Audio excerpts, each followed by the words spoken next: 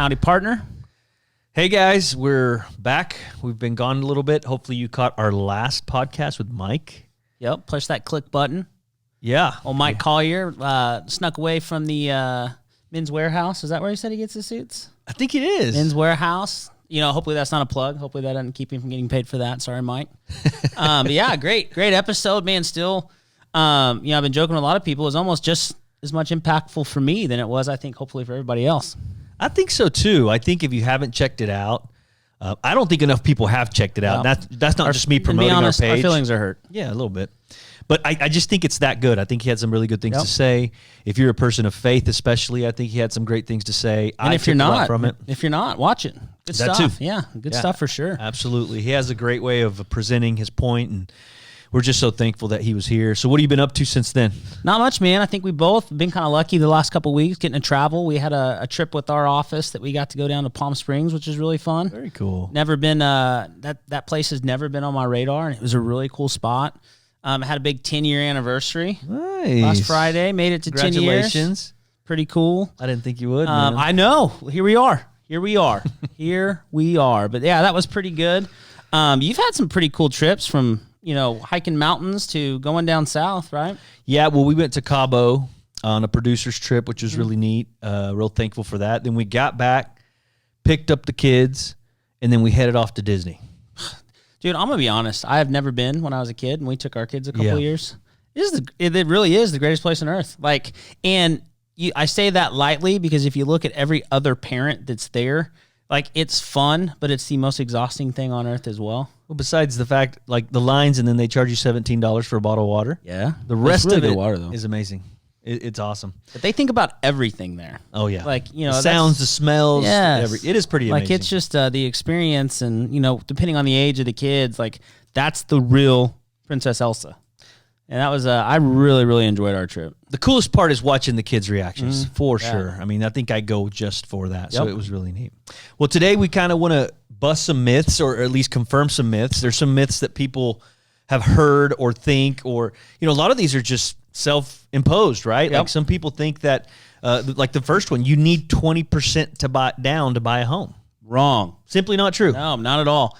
You see it a lot. There's some big guys on the internet that like to talk about the 20% down. And man, if you have 20% down, that's awesome. I mean, definitely put 20% down if you have it.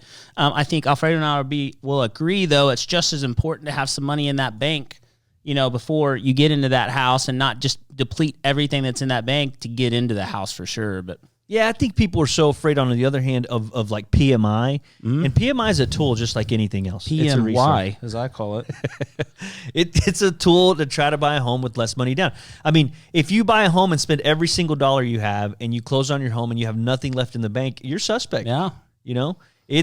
Something goes wrong, plumbing goes wrong, anything like that. Well, you're not going to have a couch or a TV or a broom to clean up after it. So, I mean, that's, people get so focused, I think, on that 20% number, and, stuff you can dig in, if you ever want to call Alfredo or I, there's other options that can get you the same accomplishment of 20% down, which is not having PMI, other than putting 20% down. Yeah. It's funny. I always ask my clients in initial interviews, well, how much would you like to put down? Mm-hmm.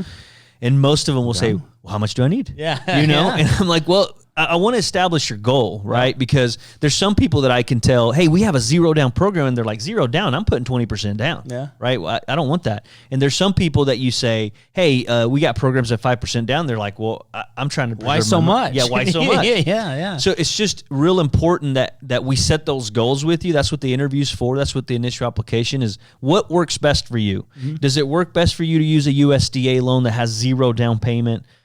So that's little out of pocket for you, or is the best thing for you to put 20% down for you because you're going to be left with some reserves? Yeah, or, kind of what we've talked about is there's something kind of in the middle, is there's down payment assistance programs out there.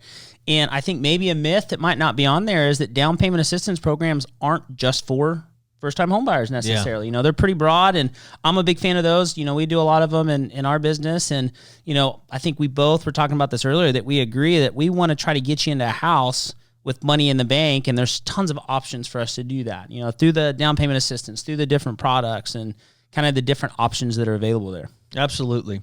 Second one I have here is that you need perfect credit to buy a home. That would be great. And I think Alfredo and I would both agree that if you could do that, that would sure, make our jobs a little bit easier. But that is actually, very, very wrong. There's definitely some credit score requirements. I think in some cases are lower than what people expect. The thing I always tell people, and we both have these credit systems that when we do pull that credit, we can actually go in and analyze that credit for you. And if you can qualify at X credit score, that doesn't mean that we can still help you get your score higher to get a better setup, as you get that score better. But yeah, there's all kinds of options for those credit scores. Well, the average credit score in the U.S. is between 660 and 680. Yep. And we can help you with the home loan, and I know you guys can too, well below that. It's just real important that we assess your situation, we get your information, and then that way we can put you on a game plan. Really, no matter how bad your credit is, you can get on some sort of path to get to home ownership. Yep. That's cool. Sometimes the paths are just a lot longer. That's right. than others. And, there's usually a mortgage out there for you. And, it's just about getting to us quickly so we can dig in and see what kind of options you have. And, a timing is a thing that we look at too, is when do you contact us is if, there's a lot of people that I get a call like, man, I don't want to call because I don't even think I'll qualify. And the best expectation is to get in contact with us, and then we can look at your score and say, yes, you can qualify for X, or here is that pathway that you need to look at. Well, and you can't know where you're going unless you first know where you're at. Okay, I was picturing like a Batman quote there. That's if you fall down, right? What is that? I don't know. I've been watching a lot of TV lately. So really, a part 2B is that you don't need to apply if you have great credit. So I get a lot of people that want to hold off on the application because they know they have great credit or they know they're going to get approved. What are your thoughts on that? Same thing. I think something that I get a lot that I even got last night is, man, I'm looking to pay off X, X, and X. I want to wait to apply until I pay those off. And sure. I think you'll echo this, is that we all have a pretty cool credit system where even if you haven't paid it off yet, we can go in there and do an analyzation or like a model that shows if you pay this off, this is what your credit score is going to be. Obviously an estimate, not exact, but at least allows me to give you that expectation. And man, you could reach out to us, have that credit pulled and looked at, and find out that it's actually higher than what your Credit Karma or what those things do. My thing that I tell people all the time, I tell people all the time that the second the word house pops into your head, that's when you connect with us. We're not necessarily applying for a loan the next day. We're expectation setters. We're setting an expectation so when you can apply and when you can buy a home. And why wouldn't you want the most efficient way to optimize definitely. Your situation? Yeah. If you do have great credit, we see 100 credit reports a month, right? Like, we know how to get that credit up a little higher, those extra 10 points that could get you some lower PMI. Your credit might be a little lower. You might be suspect. You might have a collection you didn't know you had on there. I think that what makes us good at our job is just the frequency at which we look at situations like that. And it allows us to be able to give the best advice possible when your goal is to buy a home. I kind of explain it almost like a pop-up blocker. So when you go through, you have all these things that pop up. While we're going through that file, we pull your credit, we look at your assets, we look at your work history, like all the options for you are just popping up on the screen. Like, all right, I know we can do this, and this. So the more sooner, the earlier that we can get all those options for you, the easier you can plan, for that journey, especially if it's your first time. Yeah, 100%. So if whether you have great credit, good credit, bad credit, I think your best next step is to have us take a look at your situation, let us analyze it, or a mortgage professional. We're here to give information more than we're here to promote. But just have a good mortgage professional that you're referred to, that you trust, let you know exactly what you need to do to optimize your situation one way or another. And Alfredo always calls me a semi-pro, which I think is hurtful, but you're getting there. Whatever. You're getting there. Okay, the next one is I can't afford to buy a home. So I think I get this one a lot. I talk to people and they just thought they weren't in a position where they could. Yeah. But in Tulsa, America, when you compare rental rates to the mortgages they can get for similar properties, it's absolutely affordable. Yeah, even with the increased sales prices, Right. So in our market, you look at different markets like, California and stuff like that, there is a big discrepancy. I mean, both of those are pretty high. But here you'll see a lot of times when someone applies, their rent is $900 and we're looking at a home that's twice the size of the apartment or the place they're in now, and their payment might be $1,200. Yeah. So like the amount that you can get and what you're going to get in your return, and then not to go super finance guy, but instead of paying $900 to someone else's mortgage or someone else's, pocket, every payment that you make, you're getting credit towards your asset of your home that's helping you build. I don't necessarily call it building wealth, but it's helping you build funds that you're going to have credit for, not necessarily doing that for somebody else. Yeah, that extra $300, you could look at it as money you're putting in a savings account. I kind of call that homes like a glorified CD, a CD that's out front that has a yard you have to mow. Yeah. I mean, I'll be honest. It is, I think the first year, whatever, there is pain in buying a home because you're having to come out of pocket money, right? So you go in the opposite direction as far as your savings are concerned. The first year, there's whatever cost there is to move in, furniture, moving expenses, that kind of thing. And so the first year, you could always look back and go, man, that was a struggle a little bit. But anybody I've ever met that's bought a home that I know of my buyers, looking back 5 years, they're always like, I'm glad I did that because now they've built equity. They've paid down their loan. Now they have something they can sell and buy something new with or rent. I mean, I think they are building wealth. Obviously not at the rate as if you just invest it, but they're building wealth with their home equity. And I think, in that transaction is probably one of my favorites is when someone comes to you and genuinely like someone's pushed them to call me or, really like just see what it is. And you get that person that genuinely doesn't think that they can afford or qualify for a home. And they call you and you pull their credit and their credit's a 730. And oh my gosh, you have enough money that we could do a down payment assistance program and you can get into this house and still have money in there. Best. And then you quote them a payment and they're like, oh my gosh.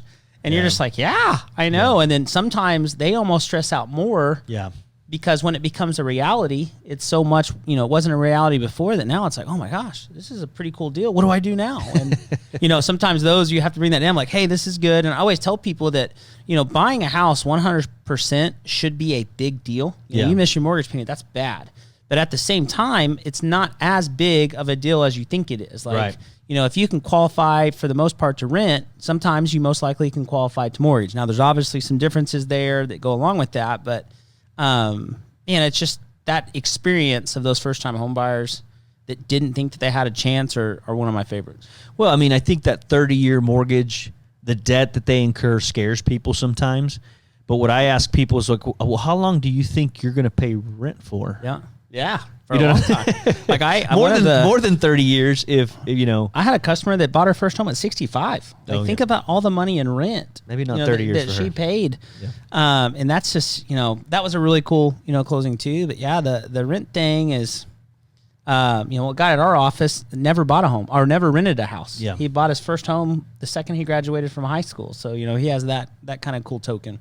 Awesome. Well, this kind of segues into the next one, which is renting is overall less expensive or cheaper than buying. Mm-hmm. I would say that's true in some markets. I think if you're on the West Coast, if you're in San Francisco, you got to get 5 buddies and rent an 800 square foot apartment for $5,000 a month. I think that in situations like that, you may be better off just renting and saving your money until you have a significant amount to put down, simply because prices are so high.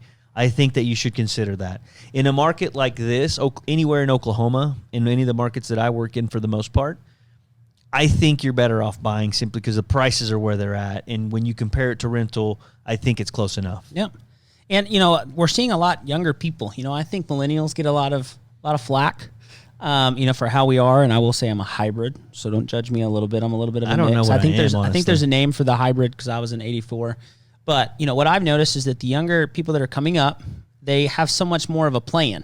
Right. To where when they're coming in, they know exactly how much they want to spend. They know exactly how much they want to pay for a payment. They definitely want an $8 coffee. And it definitely has to be a pour over.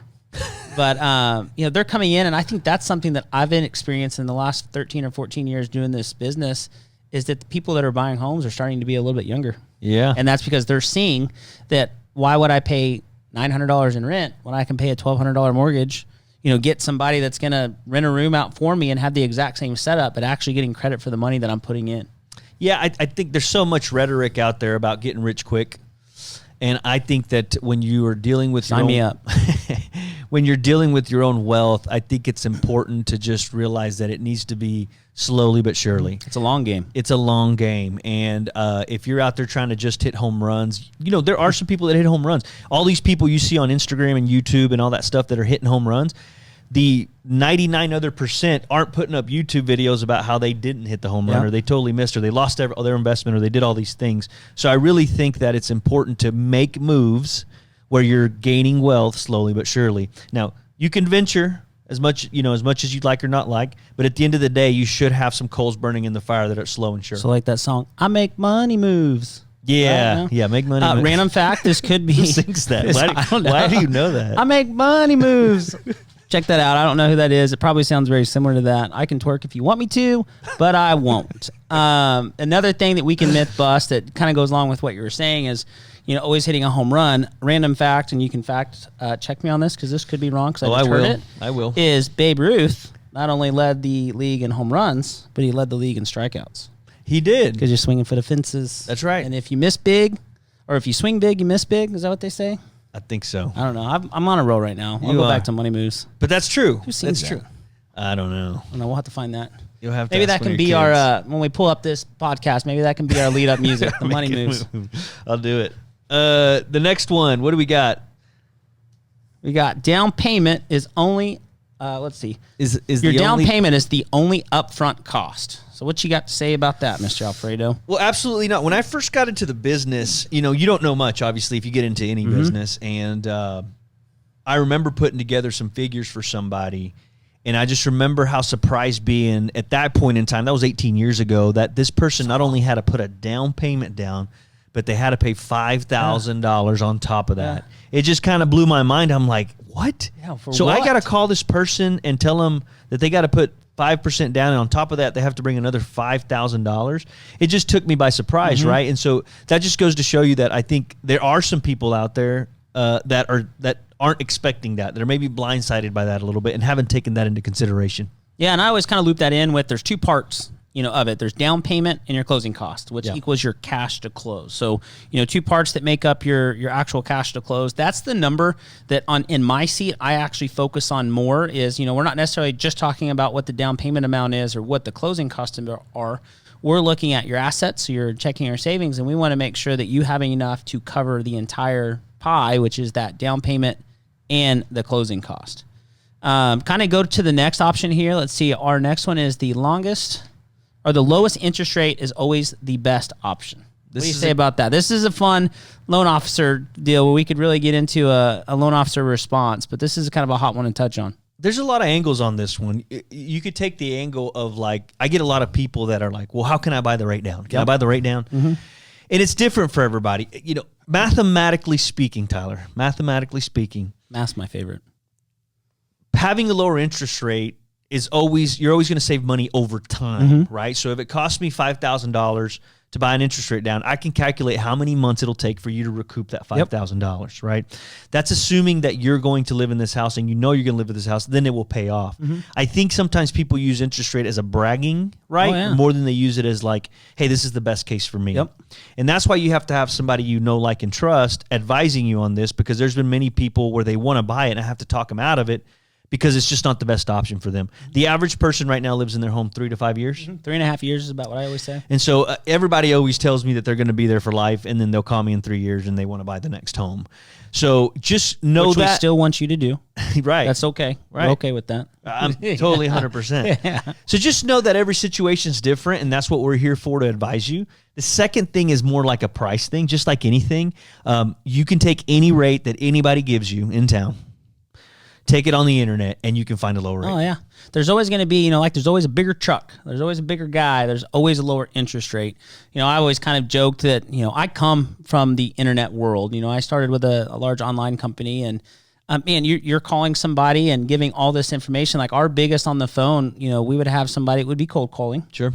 And then they'd answer in the middle of the transfer. They'd be like, oh, hi, Tyler. I have somebody that really, really wants to talk to you right now. And they're like, oh, my gosh, can't believe you're transferring me. And my biggest deal on the phone at my first year was just getting somebody to verify the last 4 of your social. Yeah. Because you're giving all this personal information to somebody that you don't know where they sit. So that's not necessarily a preach to, always go local, which we obviously want you to do. But there's just so much more into it in that you pay for what you get. When you want to close on time, that lowest interest rate always isn't going to close on time, That's right. And I think the biggest spot on this, other than that kind of competition or the sales side of it, is when the lowest, that he was hitting on with the discount points and the cost of it, is it always doesn't make cost-effective sense to go after that lowest interest rate. You know, a lot of the lowest interest rates that are advertised, if you look in the small writing, have all kinds of costs attached to them. Yeah. So interest rate is an important variable of the transaction, but it's not the only and the most important variable. You know, if I'm not looking for an attorney, I'm not going to go and shop attorneys by the lowest per hour, you know? And if I did that, I think you guys can all guess what will end up happening in whatever situation I'm in. You're going to jail. I'm going to have a pretty bad record. Yeah. So I think it's important that you guys understand that and just know that you can find the person that you can trust to give you the best deal possible. Yeah, just trust the math. You know, that's what you were saying earlier is the math. When I am talking about cost and rate, I always tell people is that the math will make the option for us. You know, there's usually a sweet spot in that rate sheet, and the math is really going to tell you which one makes sense. Absolutely. So I'll take this last one. The last one on here is we both get a lot is you need to have 2 years at your same job to be able to qualify for a mortgage. Myth, bust that. Yeah, that's a big myth. We deal with a lot of people where we can use transcripts. We can use, I do a lot where I can use work from a different country as history. Right now, yeah. Yep, I can get a verification of employment from a different country. There are some guidelines around how long you have to be in the same industry, depending on the loan program. You know, there's some loan programs that require 6 months in the same industry because they want to make sure you're going to be able to hold that. There's some things around how long you have to be self-employed. Yep. So we do have some guidelines, but by no means do we want you to just set a hard, fast rule that says you have to have 2 years at the same place. And I think that actually comes from us loan officers doing such a good job of hammering that 2-year conversation. So a lot of people in the industry will just say, no, you have to have 2 years, which is good, you know, because that's definitely an important number, but you need 2 years of work history. And then, you know, you kind of rebound on top of that it's 2 years of similar pay, you know, things like that, but not necessarily the exact same job. You know, then you get really into the mud with gaps and all that fun stuff. Sure. But, you know, the myth is definitely you don't have to be at the same job for 2 years. So if you got that big promotion or you got that big offer and you accepted it, man, let's get you a house to match that contract. That's right. We just got to get 2 years work history. Yeah.